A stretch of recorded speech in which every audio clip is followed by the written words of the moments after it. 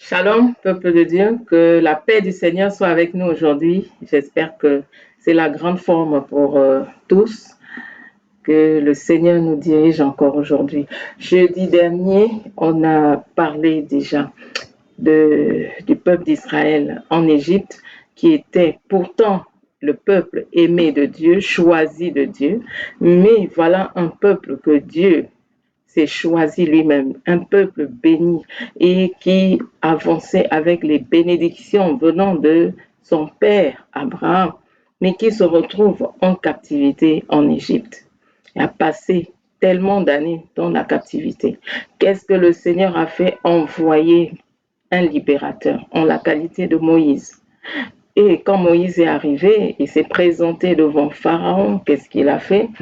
Il a donc déclaré les paroles de l'Éternel, les 10 plaies qui devaient tomber sur l'Égypte pour que Israël puisse être libéré. Donc, après qu'il ait donc annoncé les 10 plaies, que les 10 plaies, bon, on va dire 9, que les 9 plaies soient passées, avant d'annoncer la 10e plaie, Moïse a dit quelque chose de très important au peuple de la part de Dieu. Et c'est ce que je voudrais qu'on lise aujourd'hui. Si tu mets en pratique ce que je dis aujourd'hui, tu feras de grandes choses dans ta vie parce que nous vivons sur cette terre, nous ne réalisons pas beaucoup de choses qui se passent parfois autour de nous. Moi-même, j'en ai fait les frais. Exode 11 nous dit, on va lire Exode 11, ce que Dieu dit à Moïse de dire au peuple. Parle au peuple pour que chaque homme demande à son voisin et chaque femme à sa voisine des objets d'argent et des objets d'art. Parle au peuple. Si tu ne lis que ce verset, tu vas te dire, qu'est-ce qui se passe là? Comment Dieu peut dire à son peuple choisi, béni de lui, comment il peut lui demander de se retrouver devant les Égyptiens et de leur demander des objets d'art, plutôt des objets d'argent, des objets d'or. Est-ce que Dieu a donc envoyé Israël à la mendicité? Est-ce que, oui, Dieu demande à son peuple qui devait plutôt obtenir la bénédiction de lui d'aller commander? Est-ce que c'est ça? Progressons. Allons, on va lire ce qui se passe donc lors de la 10e plaie. Lorsque la 10e plaie tombe en Égypte, à partir du verset, on peut lire, à partir du verset 35, les Israélites firent ce que Moïse avait dit. Ils demandèrent aux Égyptiens des objets d'argent, des objets d'or et des vêtements. L'Éternel fit en sorte que le peuple obtienne la faveur des Égyptiens, qui se rendirent à leur demande, et écoutez bien, et ils enlevèrent cela aux Égyptiens. Ils enlevèrent cela aux Égyptiens. Voilà un peuple qui était en captivité. Souvenez-vous, j'ai dit jeudi dernier que Israël s'est retrouvé en train de travailler pour les Égyptiens. Israël était esclave des Égyptiens. C'est Israël qui devait bâtir les villes, construire les maisons, construire tout ce qu'il y avait de précieux en Égypte. Un peuple choisi, un peuple béni, et qui était même totalement voué à habiter carrément hors de tout le peuple, tous les Égyptiens. Ils avaient leur quartier à eux, à l'écart. Donc, ils ne vivaient même pas dans ces villes-là qu'ils étaient en train de bâtir. Ils ne vivaient même pas dans ces maisons-là qu'ils étaient en train de bâtir. Totalement esclaves des Égyptiens. Quand Dieu dit ici à Israël, demande que chacun d'entre vous demande à son voisin, demande à sa voisine des objets d'argent, des objets d'or, des vêtements. Et ils sont allés, qu'est-ce qu'ils ont fait? Ils ont enlevé cela aux Égyptiens. Dieu disait ici, ça c'est très évocateur, que ces objets d'art-là, ces objets d'argent, tous ces objets d'or, tous ces vêtements-là étaient à vous. Mais c'est passé dans les mains des Égyptiens. Tout cela vous appartenait. Maintenant, allez enlever. Vous, vous étiez là, esclaves, sans le vouloir, de totalement de Pharaon et de tous les Égyptiens. Vous étiez là, leurs esclaves. Vous étiez là à travailler pour eux et vous ne faisiez rien pour vous-même. Allez enlever parce que tout ça vous appartenait. Pourquoi je te parle de cela aujourd'hui? Tu es là. Regarde ta vie. Qui vit ta vie ailleurs à ta place? Sais-tu qu'il y a sur cette terre des voleurs d'étoiles? Sais-tu qu'il y a des voleurs d'intelligence? Il peut y avoir quelque part quelqu'un qui est en train d'utiliser ton intelligence pour étudier, pour travailler. Toi, tu es là sur place. Tu te demandes pourquoi tu ne comprends pas tes leçons. Il peut y avoir quelqu'un quelque part qui est en train d'utiliser ton étoile pour briller. Il peut y avoir quelqu'un quelque part qui a volé ta gloire et c'est avec ta gloire que cette personne est en train de briller. Il peut y avoir quelqu'un quelque part qui a même volé peut-être ton conjoint, ils sont là-bas et toi tu es ici en train de pleurer, célibat, célibat, célibat. Il peut y avoir quelqu'un qui a volé tes bénédictions, volé ton argent, volé ce qui t'appartient et toi tu es ici en train de pleurer, tu es là esclave. Tu travailles pour quelqu'un jour et nuit. Il y en a qui ne dorment même pas à travailler dans des champs, à travailler pour des personnes d'autres. Il faut aujourd'hui que la bénédiction change de camp. Il faut aujourd'hui que tu réclames ce qui est à toi. Comme là, la bénédiction a changé de camp, ce n'était plus dans les mains des Égyptiens. Ils se sont même empressés de donner cela à Israël. Allez, tenez, on vous rend tous les objets d'art, tous les objets d'argent, on vous rend tous les objets en or, on vous rend tous les vêtements. Tout cela appartenait normalement à Israël. Israël était béni de Dieu. Dieu a donné cette bénédiction à Abraham, a dit, je te bénirai, je te bénirai, je te bénirai. Dans cette bénédiction-là, Abraham a toujours marché dans l'abondance. Isaac est arrivé, il a toujours marché dans l'abondance partout où il était. Jacob est arrivé, pourquoi est-ce que Israël devait donc être esclave au lieu d'être marché dans l'abondance comme ses pères? C'est après que Dieu maintenant ait brisé le joug du Pharaon sur les Israélites que voilà maintenant leurs yeux se sont ouverts. Mais tiens, tout ça, ça nous appartenait. Donc là, la bénédiction a changé de camp. La prospérité financière a changé de camp. Ce n'étaient plus eux les pauvres. Maintenant, c'est eux qui étaient enrichis en enlevant ce qui était à eux. Là, il y a eu restitution. Là, il y a eu restauration de leur bénédiction. C'est eux qui devaient être bénis. C'est eux qui devaient avoir la richesse. Parce que venant de leur Dieu qui a promis à leur ancêtre Abraham depuis toujours. Là où tu te trouves, est-ce qu'il y a quelque part quelqu'un qui a peut-être acheté tes bénédictions, quelqu'un qui a pris tes bénédictions, quelqu'un qui a volé tes bénédictions, quelqu'un qui a hérité de tes bénédictions et toi tu es là, tu souffres, toi tu es là, tu murmures, toi tu es là, tu parles mal de Dieu, tu lui parles mal, tu penses que c'est Dieu qui te rend comme cela, tu penses que c'est Dieu qui te met dans cet état, alors que c'est quelqu'un qui est là, qui utilise ce qui est à toi. Voici ce que Dieu te dit aujourd'hui. Écoute bien ce verset-là. Dans Ésaïe 42, écoute bien ce verset. Attends que je te le lise. Ésaïe chapitre 42, j'ai du mal à voir les versets ici. C'est le verset 22, c'est pas bien éclairé ici. 22, oui. Ésaïe 42. Et c'est un peuple pillé et dépouillé. On les a tous pris au piège dans des fosses, dissimulés dans des cachots. Ils ont été mis au pillage et personne qui les délivre. Dépouillés et personne qui dise restitue. Je te relis ce verset. C'est un peuple pillé et dépouillé. Est-ce que tu es pillé? Est-ce que tu es dépouillé?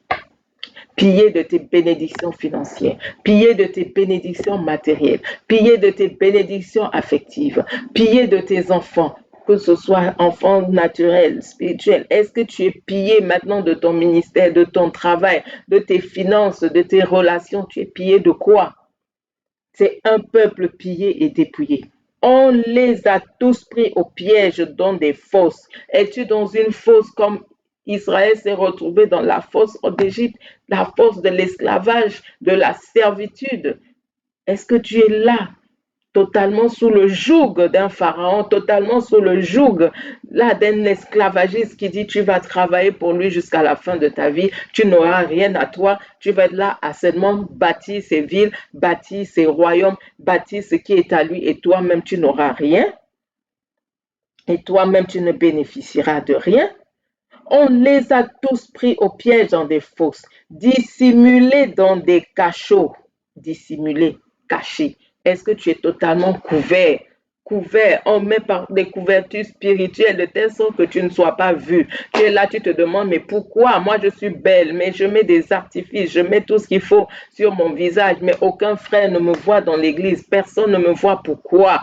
On t'a peut-être mis une couverture spirituelle de telle sorte que celui-là qui doit te voir ne te voit pas. Dans tes affaires, on peut te mettre une couverture spirituelle de telle sorte que ceux qui doivent faire affaire avec toi ne te voient pas. Ceux qui doivent venir vers toi ne te voient pas. Dans ton ministère, on peut te mettre une couverture spirituelle de telle sorte que tous ceux-là qui doivent venir vers toi pour être bénis ne te voient pas, ne peuvent pas venir vers toi.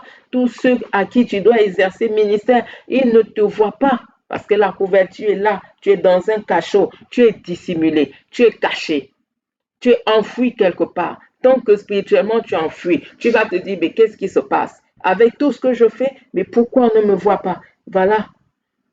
Ils ont été mis au pillage. Oui. Chacun est venu se servir. Chacun est venu se servir dans ce monde de ténèbres. Chacun vient. Celui-là dit, bon, je prends l'étoile. L'autre dit, bon, moi, je prends l'intelligence. L'autre dit, bon, moi, je prends la beauté, je lui donne la vieillesse. L'autre dit, bon, moi, je prends sa santé, je lui donne la maladie. L'autre dit, bon, moi, je prends ses pieds. Ils peuvent même prendre des parties, d'autres encore. L'autre dit, bon, moi, je prends ses pieds, je vais marcher avec ses pieds. Tu es là, tu te retrouves parfois avec des douleurs aux pieds parce qu'il y a quelqu'un qui utilise ses pieds pour marcher dans la journée, marcher, il utilise ses pieds. Tu te retrouves avec des organes défaillants parce que quelqu'un est là-bas qui utilise tes organes. Ils ont été mis au pillage.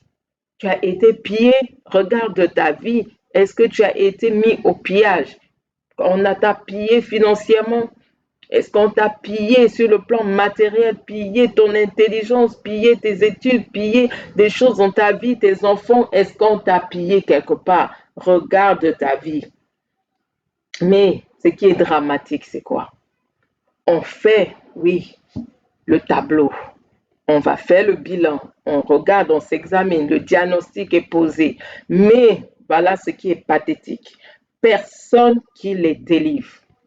Là, c'est pathétique. Personne qui les délivre. Ils sont dépouillés et personne qui dit restitue. Quand vas-tu te lever pour demander au Seigneur, délivre-moi, toi qui as délivré Israël du joug du Pharaon, de l'esclavage de Pharaon, de la servitude de Pharaon, de la domination de Pharaon, du règne de Pharaon. Seigneur, délivre-moi.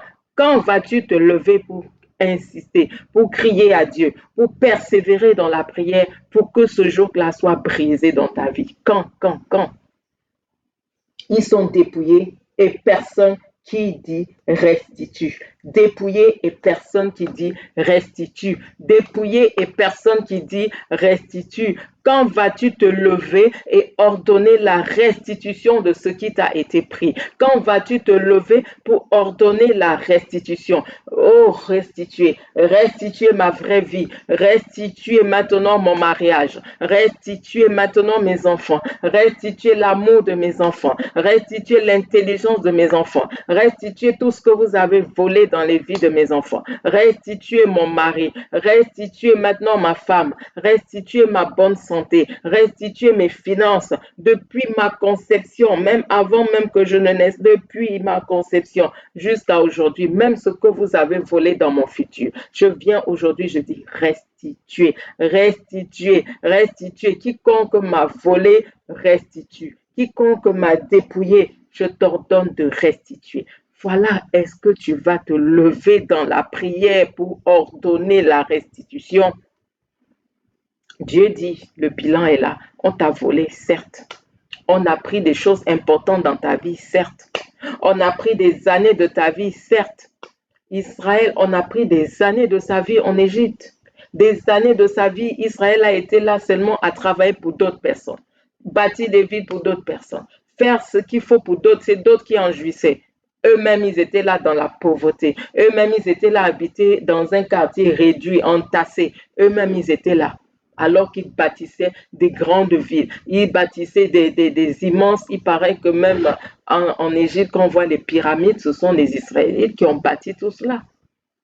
Vous imaginez, pendant qu'eux-mêmes vivaient dans des réduits, il a fallu que le joug du pharaon soit brisé et que tout leur soit restitué, leurs années de vie restituées, tout ce qu'ils avaient comme or, tout ce qu'ils avaient comme argent, même les vêtements, donc tout leur a été restitué, on leur a tout donné, ils étaient même pressés de rendre, prenez ce qui est à vous, voilà, on vous rend votre or, on vous rend votre argent, on vous rend vos vêtements, prenez, vous voulez même encore quoi? Ils ont donné rapidement. Parce que là, le joug était brisé. Le joug de l'esclavage était brisé. Lève-toi dans la prière afin que le joug de l'esclavage soit brisé sur ta vie. Tu as assez travaillé pour les gens. Tu as assez travaillé pour les gens maintenant. De te dire que la prospérité financière doit changer de camp. La prospérité financière doit changer de camp.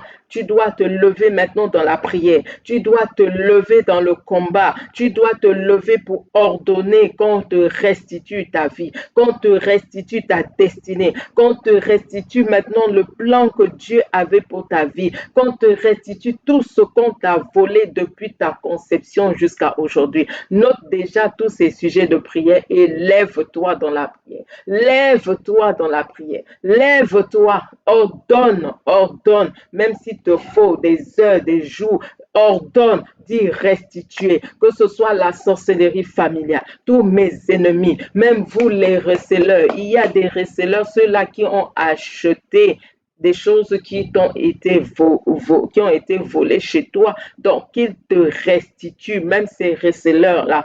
La Bible nous parle dans l'Apocalypse de ceux qui vendent, on vend des corps. Nous parle de ça dans l'Apocalypse, ceux qui vendent même des âmes. Tu ordonnes, restitue-moi mon âme. Si tu es quelqu'un qui est souvent, tête en l'air, ou tu as l'impression que, tu ne contrôles pas bien ton âme, ordonne la restitution de ton âme. Ordonne la restitution de ton intelligence, parce que Dieu a dit qu'il nous a donné quoi? Toutes choses en abondance. Toutes choses en abondance. Ce n'est pas Dieu qui va te demander d'aller mendier, qui va te demander d'aller commander, qui va te demander d'être là dans la pauvreté crasse, qui va te demander de ne rien avoir sous prétexte que ça va t'apporter l'humilité. Je ne pense pas que notre Dieu soit un Dieu qui torture ses enfants. Non. Réclame ce qui est à toi. Ordonne la restitution. Ordonne la restitution. Ordonne la restitution.